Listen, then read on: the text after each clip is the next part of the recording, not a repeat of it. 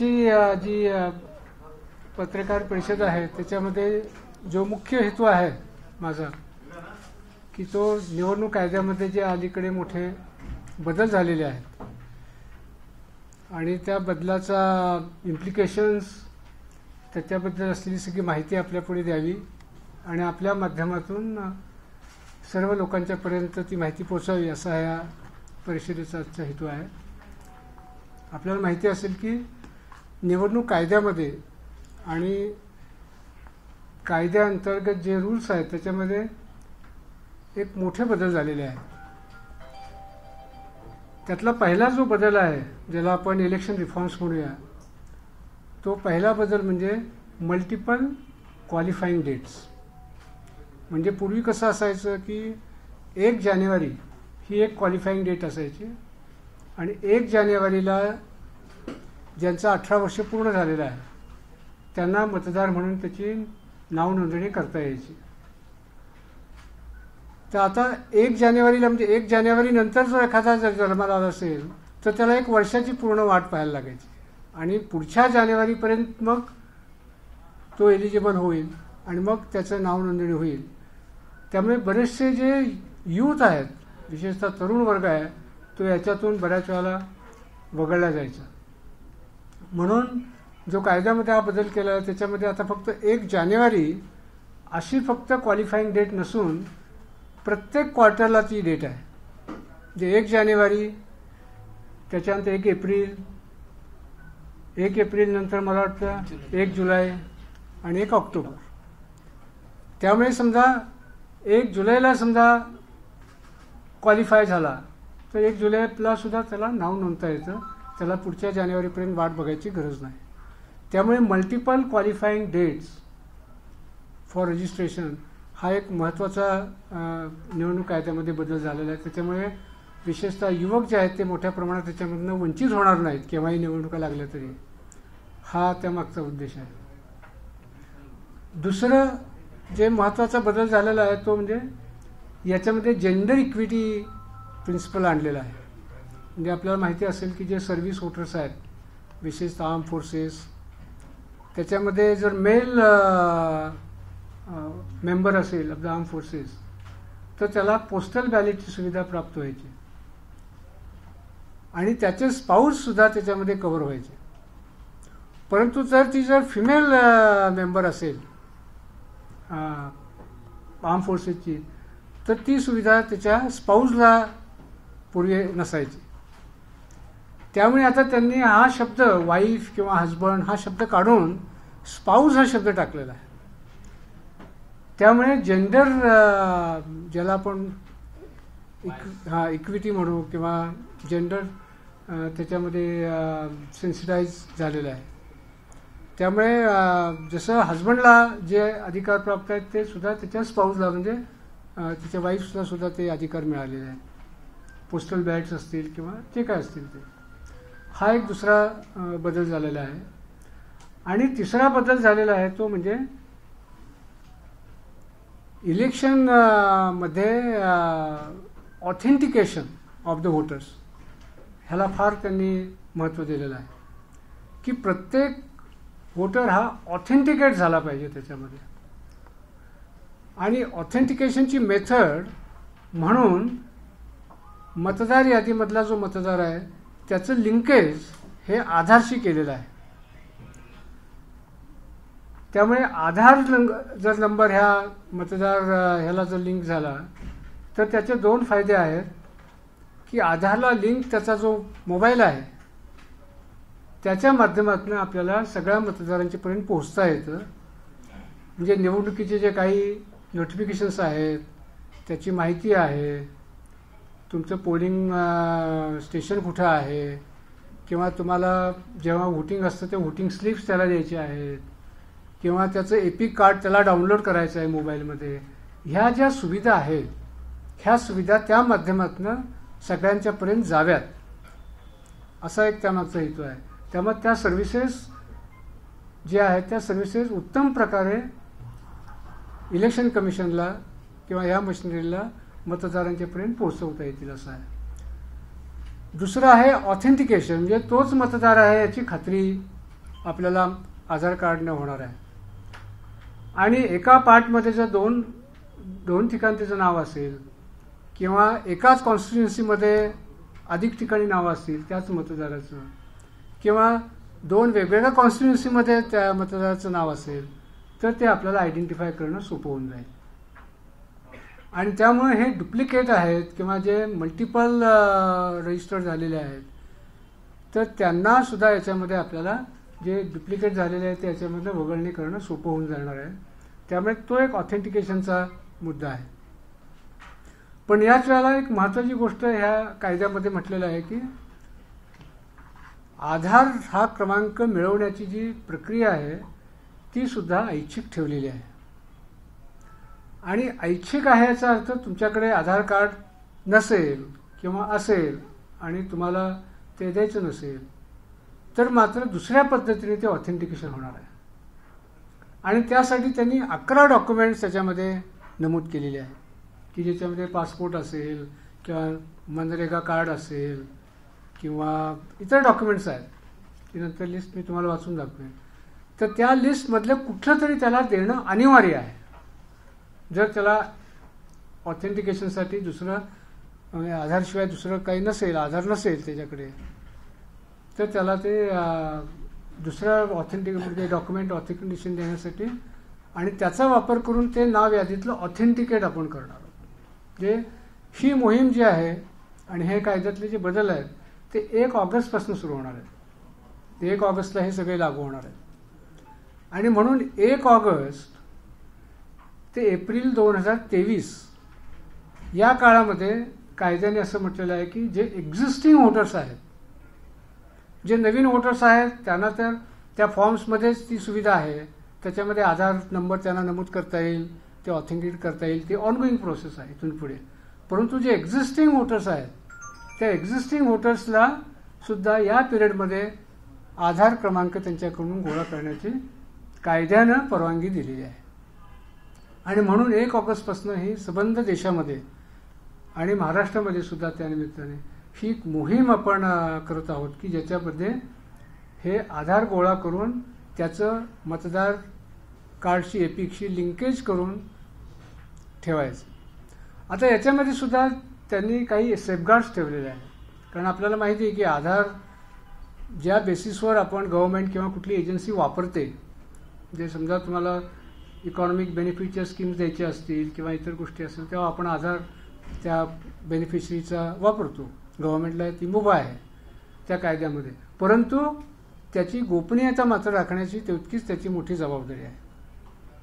आणि गोपनीयतेचा जर भंग झाला तर त्याला कायद्यामध्ये सुद्धा शिक्षा आहे. त्यामुळे ह्या सगळ्या तरतुदी ज्या आहेत त्या तरतुदी याला पण लागू आहेत. त्यामुळे हे सेफगार्ड सुद्धा इलेक्शन कमिशनने ठेवण्यासाठी सक्त सूचना दिलेल्या आहेत. आणि याचा जर भंग इलेक्शन मशिनरीतल्या कुठल्या यांनी केला तर त्याला त्याच्याविरुद्ध कायदेशीर म्हणजे त्याची कारवाई करण्याची सुद्धा इलेक्शन कमिशनने सक्त आदेश दिलेले आहेत. आता यामध्ये कुठल्या कुठल्या प्रिकॉशन्स आहेत, तर हे डेटा सिस्टममध्ये येतो कसा हे समजणं महत्त्वाचं आहे. आपल्याला माहिती आहे की ERO नेट ही एक डेटाबेस आहे. इलेक्शनच्या सगळ्या मतदारांची डेटाबेस ही ERO नेट म्हणून त्याला आपण ओळखलं जातो. आणि प्रत्येक मतदाराचं नाव, त्याची सगळी माहिती ह्या ERO नेटमध्ये असते. म्हणजे जन्मतारीख असेल, त्याचा फोटो असेल, त्याचा ॲड्रेस असेल, सगळी माहिती त्याच्यामध्ये असते. आणि ह्या ERO नेटच्या आधारावर आपण मतदार यादी जनरेट तयार करत असतो आणि ती आपण ती वापरत असतो. तर या ERO नेटमध्ये हा जो नवीन डेटा येईल तर तो ERO नेटमध्ये हा सेव्ह होणार नाही. यासाठी इलेक्शन कमिशनने आधारची जी एजन्सी आहे, युनिक आयडेंटिटी कार्ड इश्यू करणारी जी एजन्सी आहे, त्या एजन्सीकडून एक व्हॉल्ट ज्याला म्हणतो डिपॉझिटरी व्हॉल्ट, हा त्यांना रेंटल बेसिसवर घ्यायला लागतो. आणि हा त्या एजन्सीच्या अधीनस्थ असतो. त्यामुळे त्याची सिक्रेसी, त्याची कॉन्फिडेन्शियलिटी ते पूर्णपणे मेंटेन करू शकतात.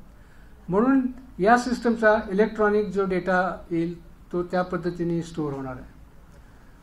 दुसरी गोष्ट, याच्यामध्ये कमीत कमी इंटरफेस असावा. इलेक्शन मशिनरीचं आहे, म्हणून सुद्धा ऑनलाईन सुद्धा ही सुविधा प्राप्त झालेली आहे. जे आपले 2-3 पोर्टल्स आहेत. एक म्हणजे नॅशनल व्होटर्स सर्व्हिसेस पोर्टल म्हणून एक आपलं NVSP पोर्टल आहे. त्याच्यामध्ये आपण जसे मतदारांची ऑनलाईन रजिस्ट्रेशन करतो त्याच पद्धतीने या पोर्टलवर सुद्धा आपल्याला हे ऑनलाईन फॉर्म्स आपल्याला सबमिट करता येतील. आणि ऑनलाईन सबमिट केल्यानंतर त्याला ऑथेंटिकेट करण्यासाठी आधार बेस जो OTP आहे त्याच्या मोबाईलवर तो येतो, तो त्या OTPचा वापर करून त्याच्यामध्ये ऑथेंटिकेट करू शकतो. म्हणजे त्याला ते पूर्ण त्याच्या सराव सुद्धा हे करता येतो. तसंच व्होटर्स हेल्पलाईन म्हणून ॲप आहे, ते आपण मोबाईलवर सुद्धा डाउनलोड करू शकतो. त्या व्होटर्स हेल्पलाईन ॲपमध्ये सुद्धा कुणालाही तो अर्ज भरता येतो ऑनलाईन आणि त्याचा आधार क्रमांक त्यात नमूद केल्यानंतर त्याला OTP येतो. OTPने तो ऑथेंटिकेट होतो आणि त्याचा तो लिंक होऊन जातो. जसं पॅन आणि आधार आपण लिंक ऑनलाईन करतो तसंच ही पद्धत आहे. त्या पद्धतीने ते होणार. परंतु बऱ्याच ह्याच्यामध्ये हे ऑनलाईनची फॅसिलिटी त्यांना वापरता येत नाही किंवा अडचणी येतात ग्रामीण भागामध्ये विशेषतः. तर तिथे मग आपला जो बूथ लेवल कर्मचारी आहे तो बूथ लेवल कर्मचारी हा घर भेटीतून ही माहिती गोळा करणार आहे. आणि त्याच्यासाठी मग तो फिजिकल फॉर्म त्याला एक 6B म्हणून एक नवीन फॉर्म इलेक्शन कमिशनने केलेला आहे. तो 6B नंबरचा फॉर्म त्याला भरायला लागणार. तो भरल्यानंतर तो फॉर्म फिजिकल ह्याच्यामध्ये तो गोळा होणार आणि त्याचं जेव्हा डिजिटायझेशन झाल्यानंतर ते फॉर्म प्रिझर्व करणे आणि प्रिझर्व करताना त्याचे जे आधार क्रमांक जो आहे तो आपण त्याला काय म्हणतो मास्किंग करतो. त्याला आपण तो झाकतो आपण. जसं आपण आपले कुठल्याही ह्याच्यामध्ये करताना सुरुवातीचे 8 क्रमांक असे फुल्या असतात आणि शेवटचे 4 क्रमांक असतात त्याचे, तो मास्किंग म्हणतो आपण त्याला.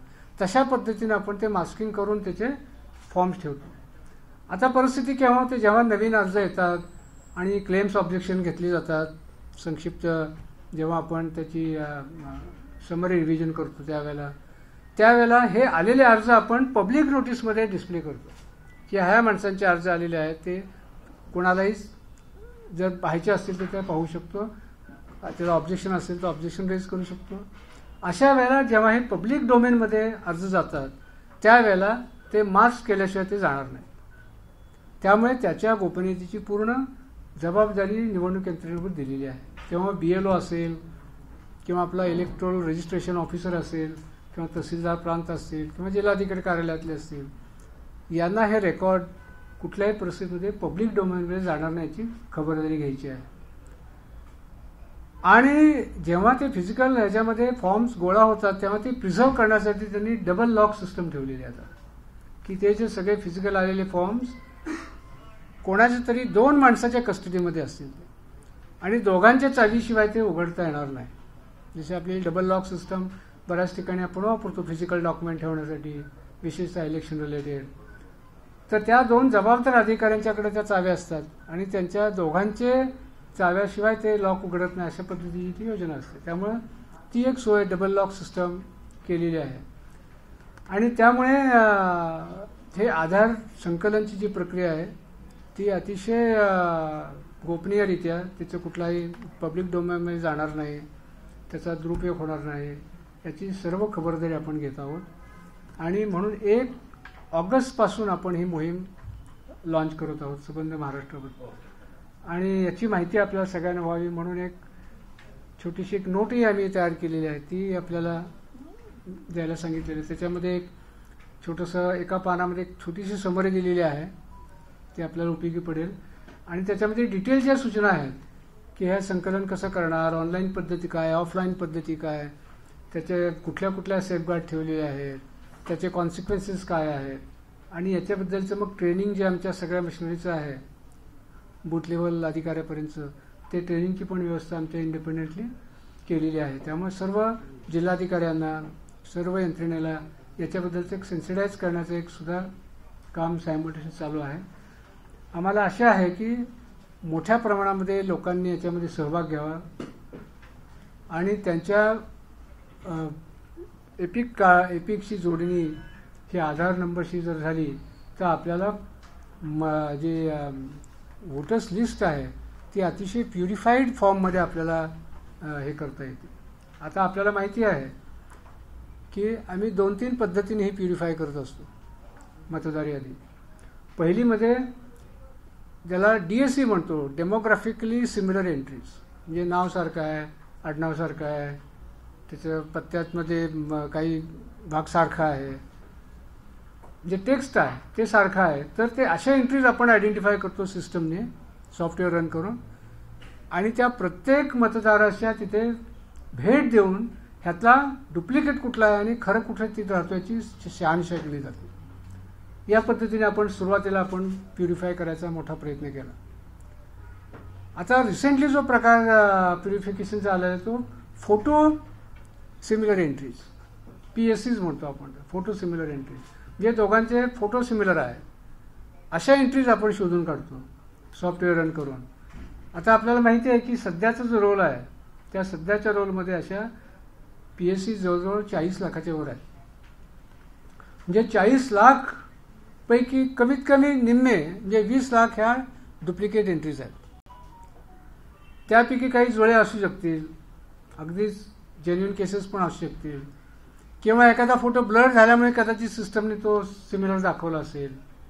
अशी जर काही ॲबेरेशन आपण त्यातनं जर काढून टाकली तरी ते थोडेफार प्रमाणात ॲबेरेशन्स असतील, पण मोठ्या प्रमाणात ते डुप्लिकेट आहेत. आता आम्ही याचा संबंध ह्याच्यामध्ये आम्ही ॲनालिसिस केलं की त्याच्यामध्ये बाबा किती टक्के, समजा 100 एंट्रीज तपासल्या ह्या फोटो सिमिलर एंट्रीज, तर 100 पैकी किती जेन्युइन डुप्लिकेट येतात आणि किती या डाऊटफुल कॅटेगरीमध्ये जातात.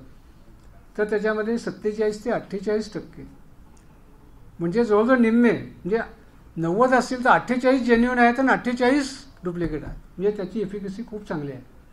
तर या माध्यमातून सुद्धा आपण मोठ्या प्रमाणात प्युरिफिकेशनची मोहीम सध्या सगळीकडे चालू आहे. आणि हां, याचं 100% व्हेरिफिकेशन झालेलं आहे. 40 लाखाचे जे आता मी आकडा सांगितला त्याचे सगळ्यांचे फिजिकल व्हेरिफिकेशन झालेले आहे. 40 लाखापैकी 48% वगळले गेले का? हां, तर तेच सांगतो ना. आता हे जे समजा 20 लाख त्याच्यामध्ये असे निघाले की जिथे ते डुप्लिकेट आहेत, मग त्याचे 7 नंबरचे फॉर्म सगळे गोळा करण्याची प्रक्रिया चालू आहे. त्या 7 लाखामध्ये मला वाटतं 1.5 लाख अर्ज, त्याचे 7 नंबरचे फॉर्म्स अजून गोळा करायचे बाकी आहेत.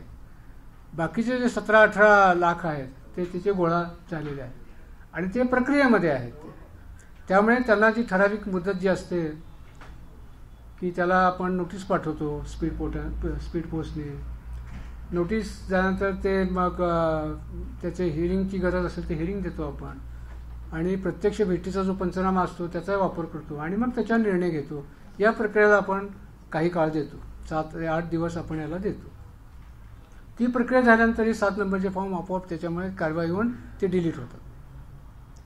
त्यामुळे डिलीट होण्याची संख्यासुद्धा आता मोठी झालेली आहे याच्यामुळे, PSCsमुळे.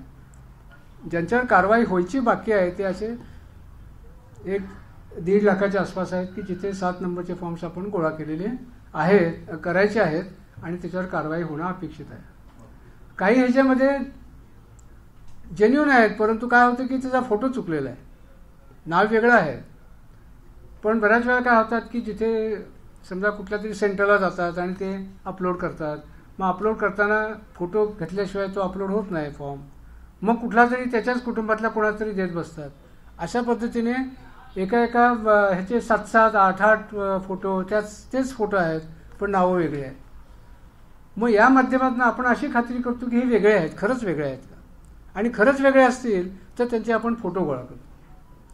त्यामुळे त्याला आपण त्या फोटोमध्ये दुरुस्त्या करतो, त्यांच्या बाकीच्या गोष्टीमध्ये दुरुस्त्या करतो, आणि त्या दुरुस्तीचे सुद्धा फॉर्म्स याच वेळेला आम्ही गोळा केलेले आहेत. आणि दुरुस्त्या किंवा वगळणी नसेल तर काहीतरी दुरुस्ती असेल, असे दोन्हीचे हे चालू आहे. मला वाटतं 15 ऑगस्टपर्यंत महाराष्ट्रातल्या सगळ्या मतदारसंघामधले हे जे व्हेरिफिकेशन झालेले अर्ज आहेत, एक तर दुरुस्ती किंवा एक तर वगळणी, ही 15 ऑगस्टपर्यंत पूर्ण होण्याची आमची नियोजन आहे आणि त्या नियोजनाच्या मार्गावर आम्ही आहोत. आता तिसरं टूल आपल्याला या माध्यमातून मिळालेलं आहे की आधार क्रमांकाशी जोडणे.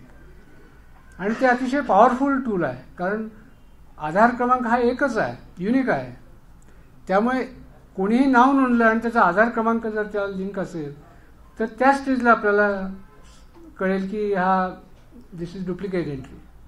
मग त्यावेळेला मग त्याला कशा पद्धतीने डील करायचं, त्याच्यात वेगळे प्रोसेस कशी आहे ती सुद्धा निवडणूक यंत्रणेला त्यात ट्रेन करण्याची प्रक्रिया चालू आहे. त्यामुळं मोठ्या प्रमाणामध्ये आपल्या डुप्लिकेट एंट्रीज याला आळा बसेल आणि आपली जी वोटर्स लिस्ट आहे ती अतिशय मतदार यादी अतिशय सुदृढ म्हणू आपण त्याला, व्हेरी हेल्दी, आणि त्याची हेल्थ चांगली असेल अशा पद्धतीची हे एक नवीन टूल आहे. आणि this is a very good reform initiative. मला वाटतं सगळ्या नागरिकांनी याच्यामध्ये सहभागी व्हावं, त्यांचं सहकार्य घ्यावं. आणि सगळ्या आता उद्यानी सगळ्या पॉलिटिकल पार्टीची पण बैठक ठेवलेली आहे, त्याच्यामध्ये सुद्धा सर्व पॉलिटिकल पार्टीजना याच्याबद्दलची माहिती आम्ही देत आहोत आणि त्याच्याबद्दलचे काही त्यांचे काही शंका असेल, प्रश्न असतील तर त्यांना सुद्धा आम्ही त्याच्या माध्यमातून उत्तरं देतो. तर अशा पद्धतीचे हे महत्त्वाचे रिफॉर्म्स त्याची आपल्याला सगळ्यांना माहिती व्हावी आणि आपल्या माध्यमातून लोकांना माहिती व्हावी, एवढाच उद्देश आहे. तर याच्यामध्ये काही आपल्याला प्रश्न असतील तर. पहिली गोष्ट की आधारशी जरी संलग्नीकरण कंपल्शन नसलं तरी जे इतर 11 डॉक्युमेंट आहेत आयदर आधार किंवा ते दुसरे 11 डॉक्युमेंट हे कंपल्शन आहे का. एक दुसरा प्रश्न सर असा की आधार येतोय याचा बायोमेट्रिकल डेटा पण आपल्याकडे येतोय, तर पोलिंग बूथ लेवलला ज्यावेळेला प्रत्यक्ष मतदान होईल त्यावेळेला जेव्हा एखादा वोटर चॅलेंज केला जातो त्यावेळेला त्याचे बायोमेट्रिकल क्रेडेन्शियल्स तिथे चेक केले जातात. मी मगाशी जसं सांगितलं की ही गोपनीयता ही अतिशय महत्त्वाची गोष्ट आहे याच्यामध्ये. त्याचा कुठलाही आधार क्रमांक पब्लिक डोमेनमध्ये जाणार नाही. समजा तुम्ही अर्ज भरला आणि कोणी यांनी समजा ते चॅलेंज केला तर तो त्याला अर्ज पाहायला मुभा आहे काय त्या अर्जामध्ये लिहिलेलं आहे, म्हणून त्याच्यामध्ये जो त्याचा आधार क्रमांक आहे तो आपण मार्क करतो, तो आपण झाकून ठेवतो तिथे. नाही सर, प्रत्यक्ष मतदानाच्या वेळेला जेव्हा वोटर चॅलेंज केला जातो तेव्हा त्याला व्हेरीफाय करायला त्याचं बायोमेट्रिक नाही, त्याचा आणि ह्याचा काही संबंध नाही, त्याचा ह्याचा काही संबंध. त्याच्यावर त्याला इलेक्शन आयडेंटिटी कार्ड असतं आणि आपण म्हणतो जेव्हा मतदानाला येतो त्यावेळेला सुद्धा अनेक डॉक्युमेंट्स, कुठलेही डॉक्युमेंट त्याला दिले तरी त्याचं ऑथेंटिकेशन होतं.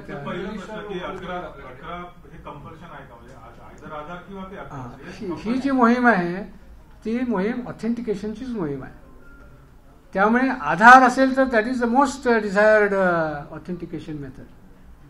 आणि तो जर नसेल काही कारणामुळं किंवा इश्यू असेल काही, त्याच्यामध्ये कार्ड हरवले त्याला आठवत नाहीये, आधार आहे त्याला पण ते सापडत नाही त्याला, तर त्याला इतर जे डॉक्युमेंट्स आहेत ते आपण त्यांना त्यातलं कुठलंही देणं त्याला बंधनकारक आहे. शासकीय कामकाजामध्ये एखादं बेकायदेशीर कृत्य जर केलं तर त्याला शिक्षेची तरतूद आहे, पण आपल्या राज्य निवडणूक या केंद्रीय निवडणूक आयोगाकडे अशी कोणतीच तरतूद दिसत नाही. त्याच्यामुळे हे दुबार नावं येतात बघा, बोगस फोटो वगैरे देतात. अशा काही लोकांना आपण शिक्षेसाठी कोणाकडे शिफारस वगैरे केली. कसं आहे की निवडणुकीचा जो वोटर्स राईट आहे तो त्याचा कॉन्स्टिट्युशनल राईट आहे, बरोबर आहे. त्यामुळे आपण त्याचं जे काय म्हणू आपण त्याला बॅलन्स ऑफ कन्व्हिनियन्स नॅचरल जस्टिसमध्ये, तो बॅलन्स ऑफ कन्व्हिनियन्स त्याच्या बाजूने आहे. त्यामुळे त्याचं नाव ॲड करताना प्रॉब्लेम होणार नाही. त्याचं नाव जर डिलीट करायचं असेल तर तुम्हाला 10 वेळा विचार करायला लागतो, कारण तुम्ही त्याचा कॉन्स्टिट्युशनल राईट्स तुम्ही हिरावून घेत असता. त्यामुळे लोकांना हे आपण त्याची पेनलाइज करत नाही आपण, परंतु प्रोव्हिजन आहे की जेव्हा नवीन अर्ज तो दाखल करतो त्यावेळेला त्याचं एक डिक्लेरेशन असतं की माझं कुठल्याही मतदारसंघा ह्याच्यामध्ये नाव समाविष्ट नाही, आणि त्याची सही असते. That we take as a face value.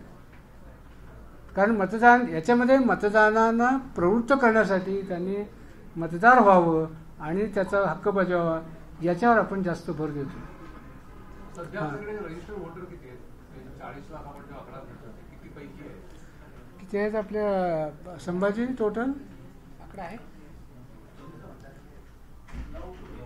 9 कोटीच्या आसपास आहेत.